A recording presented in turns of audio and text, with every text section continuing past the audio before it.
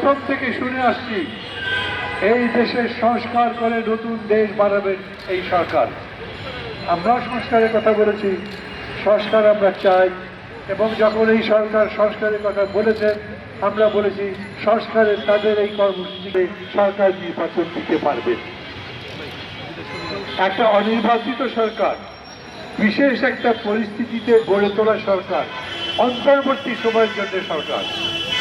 অন্তর্বর্তী সময় মানে একটা সরকার থেকে আর একটা সরকার বানাতে যে সময় লাগে সেই মধ্যবর্তী সময়ের জন্য তারা সরকার।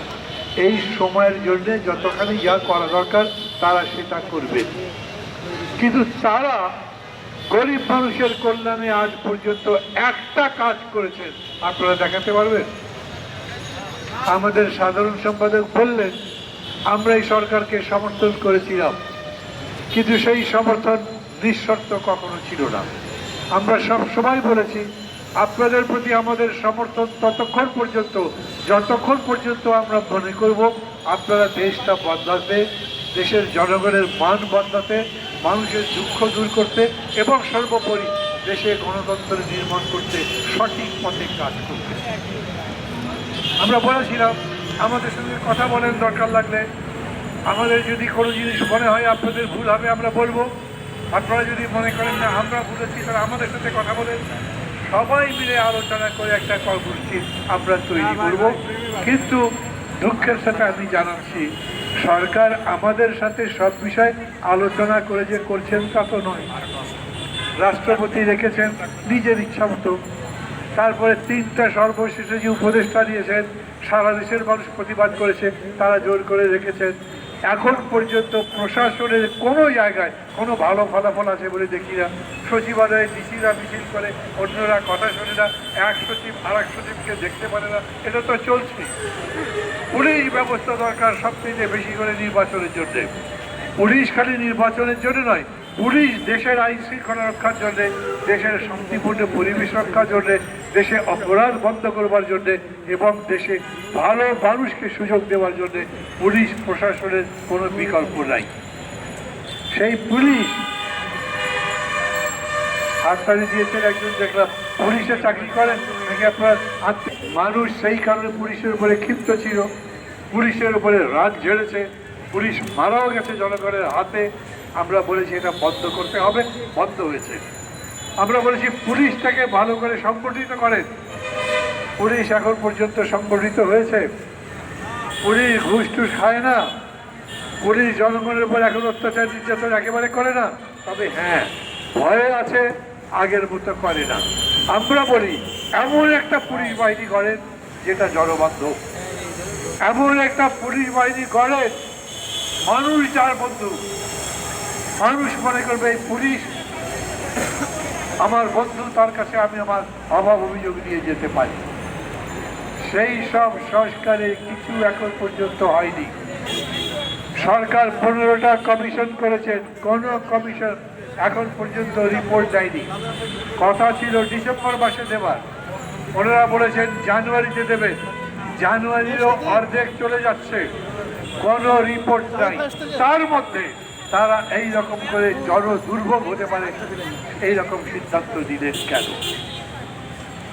পত্রিকায় পড়বেন IMF বাংলাদেশকে $640 কোটি বা $670 কোটি দেবে। এই টাকা দেবার বদলে তারা এই 100টা দ্রব্যের উপরে ভ্যাট ট্যাক্স বাড়াতে বলেছে। এই টাকার বদলে তারা এই ট্রাকে করে গরিব মানুষের যাদের খাবার জুটে না তাদের দৈনন্দিন খাবারের ব্যবস্থা করেছে সেটা বন্ধ করতে বলেছে। IMF বলেছে এই রকম করে যত্রতত্র যত ইচ্ছা তত গরিব মানুষের জন্য কার্ড সেটা দেওয়া যাবে না। আমাদের এই মানববন্ধনে আমার হাতের বাম পাশে বেশ কয়েকজন মহিলা দাঁড়িয়ে আছেন এখনো, আমি দেখতে পাই না। এই মহিলারা আমাকে বললেন তারা মতিঝিলের কাজ করেন, বিভিন্ন অফিস আদালতে, ব্যাংকে, সেখানে ক্লিনারের কাজ করেন, অন্যান্য কাজকর্ম করেন, তাদের পিয়নের কাজ করে, তাদের বেতন 7,000 টাকা। কারো হয়তো 8-9 হাজার টাকাও আছে, 10-12 হাজার টাকা আছে। যারা দাঁড়িয়ে আছেন, যারা দূরে দাঁড়িয়ে আমার কথা শুনছেন, তারা বলেন তো ঢাকা শহরে একটা পরিবার 7 থেকে 12 হাজার টাকাও যদি পায়, তার সংসার চলে? তার তো পেটে খাবারই জুটবে না, অসুখ হলে কোনো ওষুধ কিনতে পারবে না, ডাক্তারের কাছে যেতে পারবে না। এই যে মানুষের চাইতে ইতরের মধ্যে দিতে পারবেন, সেই কথা বলি না। কিন্তু আমি জানতে চাই, IMF বললো বলে আপনি এই যে জিনিসপত্রের দামের উপরে ট্যাক্স বসালেন, ভ্যাট বসালেন, এত বড় পদ্ধতি আপনি বাতিল করে দিলেন। আজ বাজারে যান, কয়টা জিনিসের দাম বেড়েছে আপনি নিজে দেখে আসুন। আমি গতকালকের পত্রিকায় পড়েছি, কাল দুধের উপরেও ভ্যাট, দুধের উপরে ট্যাক্স, দুধের দাম বেড়েছে, এটিতেই দুধ পাওয়া যায় না, সমস্ত জিনিসের দাম বেশি। তারপরেও আমাদের শিশু যে বড় হবে, সেই পথেও তারা একটা কাঁচা তৈরি করবার চেষ্টা করছে। ডক্টর ইউনূস খুব খারাপ লোক, উপদেষ্টারা খুব খারাপ লোক, বা এইসব দুরুভূতি কথা এখন চলবে না। আপনি কত ভালো লোক, তত ভালো থাকে, আরো ভালো হন।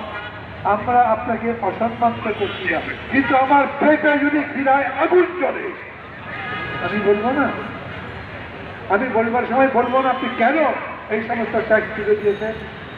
কাজের কাজ এখন পর্যন্ত কি করতে পেরেছেন বলেন তো? ব্যাংকগুলো সব ঠিক মতো চলে? ব্যাংকগুলো যেরকম চেক দেয় সেরকম টাকা দিতে পারে?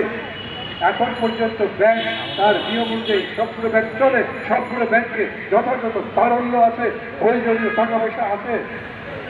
ওরা সবাই টাকা দেবে, আমাদের সংকট দূর হয়ে যাবে, এই রকম করে বিদেশ তো আমাদের টাকা পয়সা এখন পর্যন্ত দেয়নি। প্রতিবেশীর সাথে আপনি সেদিন বললেন সম্পর্ক স্বাভাবিক হয়ে আসছে, আমরা সম্পর্ক স্বাভাবিক হতেও দেখছি না। আপনি নতুন কোনো বন্ধু বানাতে পেরেছেন, তাও দেখছি না। পৃথিবীর বুকে ডক্টর ইউনূসের নাম অনেক বেশি, কিন্তু বাংলাদেশের নাম যে অনেক বেড়েছে এরকম তো দেখছি না। বারকত, সালাম, রফিক, জব্বার, আসাদ, শামসুজ্জোয়া যাদের নাম বলেন, তারা রাজপথে আন্দোলন করতে গিয়ে মারা গেছেন, কিন্তু এইরকম করে জানে ওইখানে পুলিশ গুলি করলে আমি মারা যাবো, তবু দাঁড়িয়ে পড়েছে। আমি গণতন্ত্র চাই, মাথা নত করবো না। ওই যে কবিতায় বলে না, সাবাস বাংলাদেশ, পৃথিবী অবাক তাকিয়ে নয়, জোরে পড়ে পড়ে সরকার, তবু মাথারও আবার নয়। এই তো বাঙালি, সেই বাঙালি এবার নিজের পায়ে দাঁড়াতে চায়।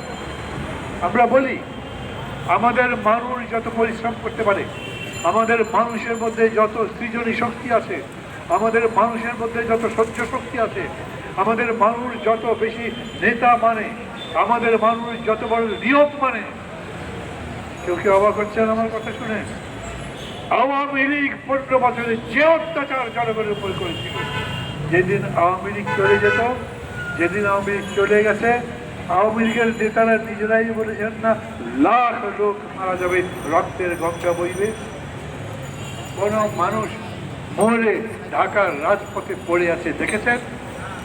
রাজনৈতিক নেতারা যারা আন্দোলন করেছেন, ছাত্র নেতারা যারা রক্ত দিয়েছেন, জীবন দিয়েছেন, যারা এই পরিবর্তন সম্ভব করেছেন, তারা মানুষকে বলেছেন ধৈর্য ধরো। কারো ওপর এইরকম নির্যাতন এই ঢাকা মহানগরে হয়নি। বাইরে অনেক বড় বড় জালিমকে বাড়িতে থাকেন এইরকম আমি ঘটনা দেখেছি। আমি ডক্টর ইউনূসকে বলি, এই জাতিকে যদি এখন আপনি সংগঠিত করে তাকে সামনের দিকে, উন্নতির দিকে দিতে না পারেন, তাহলে এরপরে কারা পারবে?